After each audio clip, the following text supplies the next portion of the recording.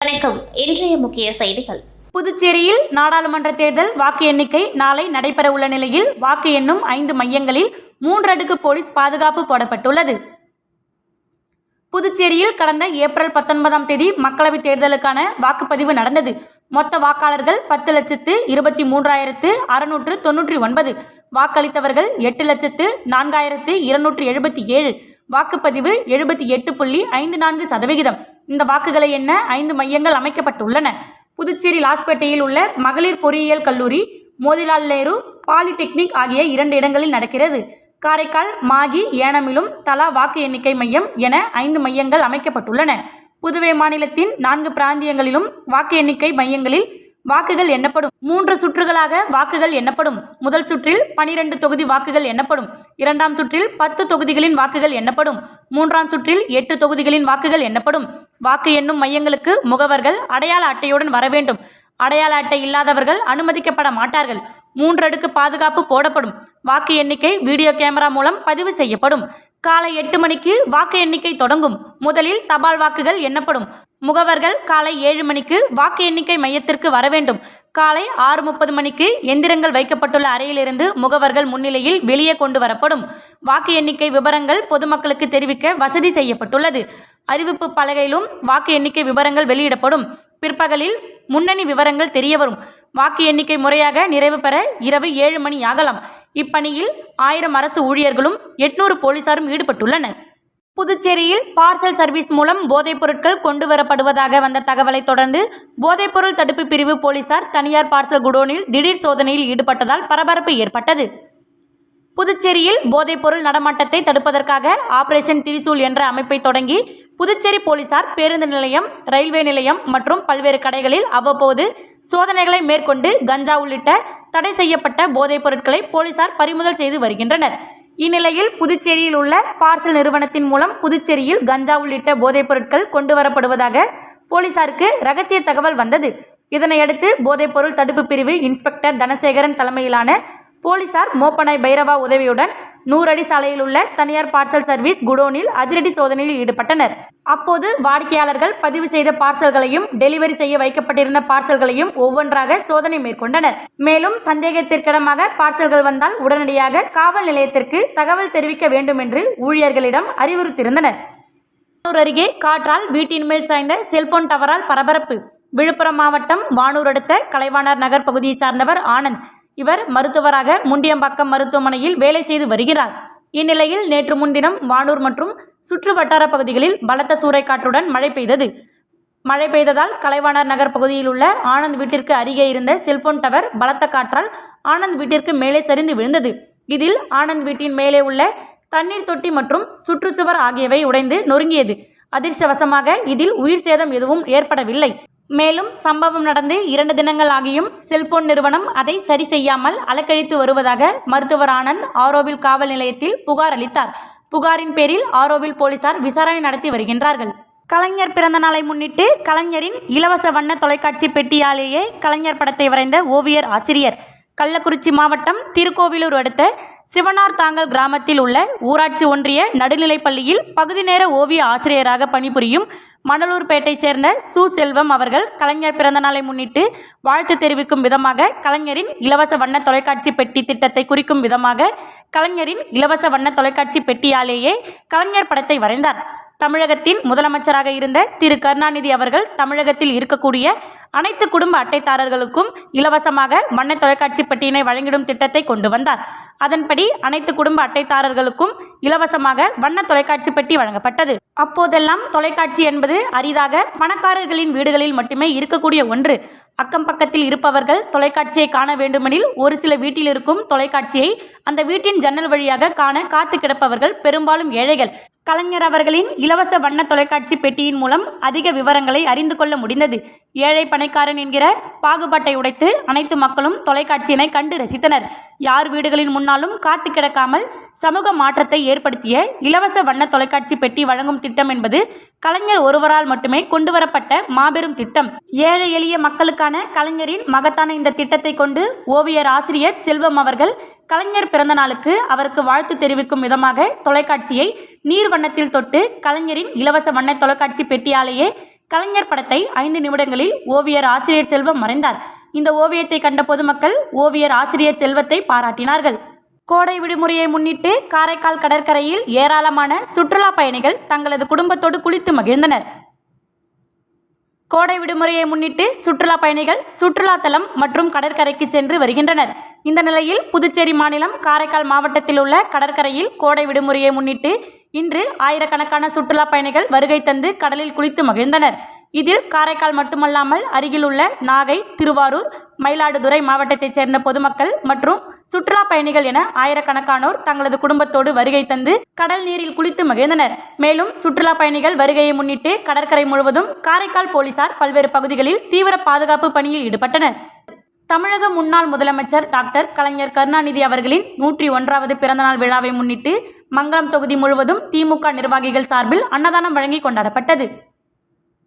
தமிழக முன்னாள் முதலமைச்சர் டாக்டர் கலைஞர் கருணாநிதி அவர்களின் 101வது பிறந்தநாள் விழாவை முன்னிட்டு புதுச்சேரி மங்கலம் தொகுதிக்குட்பட்ட கணுவாப்பேட்டை, கோட்டைமேடு, பங்கூர், அரியூர், சாத்தமங்கலம் ஆகிய கிராமங்களில் திமுக நிர்வாகிகள் சார்பில் பிறந்தநாள் விழாவிற்கான ஏற்பாடுகள் செய்யப்பட்டு திருவுருவப் படத்திற்கு மாலை அணிவித்து மலர் தூவி மரியாதை செலுத்தினர். மேலும் இந்நிகழ்ச்சியில் இனிப்புகள் மற்றும் பொதுமக்களுக்கு அன்னதானம் வழங்கி கொண்டாடப்பட்டது. இதில் தலைமை பொதுக்குழு உறுப்பினர் சண்குமரவேல், அவைத்தலைவர் புஷ்பராஜ், துணை செயலாளர் சாரங்கம், முருகதாஸ், பங்கூர் ரமேஷ், ஐயனார், MS முரளி, ஸ்ரீஹரி, சித்தாரம் இளைஞரணி கமல்ராஜ், கலைதாசன் மற்றும் கிளை செயலாளர் மணிகண்டன், கோபிகிருஷ்ணன், சிவராமன், கந்தவேலு, சீதாராமன், செல்வம், தேவகுமார், கழக நிர்வாகிகள் கலந்து கொண்டனர். ஊசூடு சட்டமன்ற தொகுதிக்குட்பட்ட பிள்ளையார்குப்பம் அருள்மிகு ஸ்ரீ மீனாட்சி உடனுரை ஸ்ரீ சுந்தரேஸ்வரர் ஆலய பூமி பூஜை விழா அமைச்சர் சாய்ஜே சரவணகுமார் தொடங்கி வைத்தார். புதுச்சேரி மாநிலம் வில்லியனூர் கொம்யூன் பிள்ளையார்குப்பம் அருள்மிகு ஸ்ரீ மீனாட்சி உடனுரை ஸ்ரீ சுந்தரேஸ்வரர் ஆலய பூமி பூஜை விழா திருப்பணிச்செம்மல் சிவத்திரு நடராஜன் ஐயா தலைமையில் நடைபெற்றது. இந்நிகழ்ச்சியில் குடிமைப் பொருள் வழங்கல் மற்றும் நுகர்வோர் விவகாரங்கள் துறை அமைச்சர் சாய்ஜே சரவணகுமார் சிறப்பு அழைப்பாளராக கலந்து கொண்டு பூமி பூஜை செய்து பணியினை தொடங்கி வைத்தார். இந்நிகழ்ச்சியில் இந்து சமய அறநிலைத்துறை செயலர் நெடுஞ்செழியன், இந்து சமய அறநிலைத்துறை ஆணையர் சிவசங்கரன் ஆகியோர் கலந்து கொண்டனர். முன்னதாக ஞாயிற்றுக்கிழமை முதல் கால வேள்வி செய்து இளங்கோவில் வழிபாடு செய்தல் நிகழ்ச்சியும், அதனைத் தொடர்ந்து இன்று 2ஆம் கால வேள்வி மற்றும் பூமி பூஜை விழா வெகு சிறப்பாக நடைபெற்றது. இந்த நிகழ்ச்சியில் திரளான பக்தர்கள் மற்றும் ஊர் பொதுமக்கள் கலந்து கொண்டு சிறப்பித்தனர். நிகழ்ச்சிக்கான ஏற்பாட்டினை கோவில் நிர்வாக அதிகாரி, பிள்ளையார்குப்பம் கிராம பொதுமக்கள் மற்றும் இளைஞர்கள் சிறப்பான முறையில் செய்திருந்தனர். வில்லியனூர் தொகுதியில் திமுக மாநில அமைப்பாளர் சிவா MLA தலைமையில் திருவுருவப் படத்திற்கு மாலை அணிவித்து இனிப்புகள் வழங்கி கொண்டாடப்பட்டது.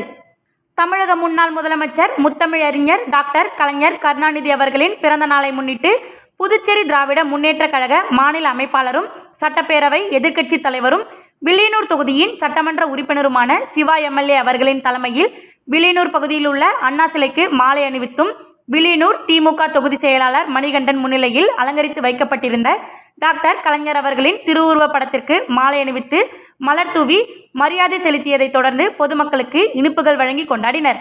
மேலும் இந்நிகழ்ச்சியில் வில்லியனூர் திமுக நிர்வாகிகள் ஏராளமானோர் உடனிருந்தனர். அதனைத் தொடர்ந்து வில்லியனூர் தொகுதிக்குட்பட்ட தட்டாந்தாவடி பகுதியில் ஏற்பாடு செய்யப்பட்டிருந்த நிகழ்ச்சியில் வில்லியனூர் தொகுதி செயலாளர் மற்றும் மாநில விவசாய தொழிலாளர் அணி துணை அமைப்பாளர் ராமதாஸ், மாநில வர்த்தக அணி துணை அமைப்பாளர் சரவணன், கிளை செயலாளர்கள் முத்து, அன்பு, கோதண்டபாணி என ஏராளமானோர் கலந்து கொண்டு திருவுருவப் படத்திற்கு மலர் தூவி இனிப்புகள் வழங்கி கொண்டாடினர். அதனைத் தொடர்ந்து மங்கலம் தொகுதிக்குட்பட்ட உருவியாறு 4 முனை சந்திப்பில் ஏற்பாடுகள் செய்யப்பட்டிருந்த கலைஞர் அவர்களின் திருவுருவப் படத்திற்கு கிளை கழக செயலாளர் சிவலிங்கம் தலைமையில் கிளை கழக செயலாளர் ரமேஷ், சபரிநாதன், இளங்கோ, அருணகிரி, ஆறுமுகம், நாகராஜன், தீனா, சேகர், முரளி, மூர்த்தி, ராமன், ஹரி என்கிற சீதாராமன் என ஏராளமானோர் கலந்து கொண்டு திருவுருவப் படத்திற்கு மலர் தூவி மரியாதை செலுத்தினர். திருபுவனை தொகுதியில் டாக்டர் கலைஞர் அவர்களின் பிறந்தநாள் விழா திமுக மாநில இளைஞரணி துணை அமைப்பாளர் முகிலன் தலைமையில் கொண்டாடப்பட்டது. தமிழக முன்னாள் முதலமைச்சர் முத்தமிழறிஞர் டாக்டர் கலைஞர் அவர்களின் பிறந்தநாள் விழா திராவிட முன்னேற்றக் கழக மாநில அமைப்பாளர் சிவா MLA அவர்களின் ஆலோசனைப்படி மாநில இளைஞரணி அமைப்பாளரும் சட்டமன்ற உறுப்பினருமான சம்பத் அவர்களின் ஆலோசனைப்படி இளைஞரணி சார்பில் நலத்திட்ட உதவிகள் வழங்குவதற்கான ஏற்பாடுகள் செய்து கலைஞர் அவர்களின் பிறந்தநாள் விழாவை முன்னிட்டு திருபுவனை தொகுதியில் மாநில இளைஞரணி துணை அமைப்பாளர் முகிலன் தலைமையிலும் தொகுதி கழக செயலாளர் செல்வ பார்த்திபன் முன்னிலையிலும் அலங்கரித்து வைக்கப்பட்டிருந்த திருவுருவ சிலைக்கு மாலை அணிவித்து மலர் தூவி மரியாதை செலுத்தியதைத் தொடர்ந்து பொதுமக்களுக்கு அன்னதானம் மற்றும் இனிப்புகள், இளைஞர்களுக்கு விளையாட்டு உபகரணங்கள், பள்ளி மாணவர்களுக்கு எழுது பொருட்கள், பொதுமக்களுக்கு மரக்கன்றுகள் என ஏராளமான நலத்திட்ட உதவிகள் வழங்கப்பட்டது. இந்நிகழ்ச்சியில் தொகுதி கழக அவைத்தலைவர் அருணாச்சலம், தயாளன், ஆராயி, சுப்பிரமணி, குமரேசன், ரமேஷ், மாநில மகளிர் தொண்டரணி தலைவி சத்யா முருகன், இளையராஜா, கணேஷ், சையது அபுதாஹிர், மித்ரன், அசோக்குமார், அன்பரசன், சுரேஷ், மதியரசன், தினேஷ் என ஏராளமானோர் கலந்து கொண்டனர். புதுவை ஷார்ப் ஃபோக்கஸ் ஃபுட்பால் அகாடமியின் 2வது ஃபுட்பால் டோர்னமெண்ட் 1 மற்றும் 2 ஆகிய தேதிகளில் மாணவர்கள் பிரிவில் அண்டர் 7, அண்டர் 10, அண்டர் 12, அண்டர் 14 மற்றும் மாணவர்களின் பிரிவில் அண்டர் 12 கேட்டகரிகளில் ஜிப்மர் மைதானத்தில் நடைபெற்றது. ஷார்ப் ஃபோக்கஸ் அணியின் மேனேஜிங் ட்ரஸ்டி திரு செந்தில்குமார் அவர்கள் விளையாட்டு வீரர்களையும் மற்றும் பெற்றோர்களையும் வரவேற்று டோர்னமெண்ட்டை துவக்கி வைத்தார். இதில் அஸ்கான் டெக்னாலஜியின் CEO திரு கண்ணன் ராஜேந்திரன் சிறப்பு விருந்தினராக கலந்து கொண்டு வெற்றி பெற்ற அணிகளுக்கு பரிசுகள் வழங்கினார். இதில் ஷார்ப் ஃபோக்கஸ் ஃபுட்பால் அணியின் மேனேஜர் நந்தகோபால், உதவி மேனேஜர்கள் Vijay Prabhu, Chinnadurai, Oscar TV manager Madhan Mookaiah மற்றும் பெண்கள் பிரிவின் மேலாளர்கள் திருமதி ரேவதி, கீர்த்தி மற்றும் பெற்றோர்கள் கலந்து கொண்டு போட்டியை சிறப்பித்தார்கள்.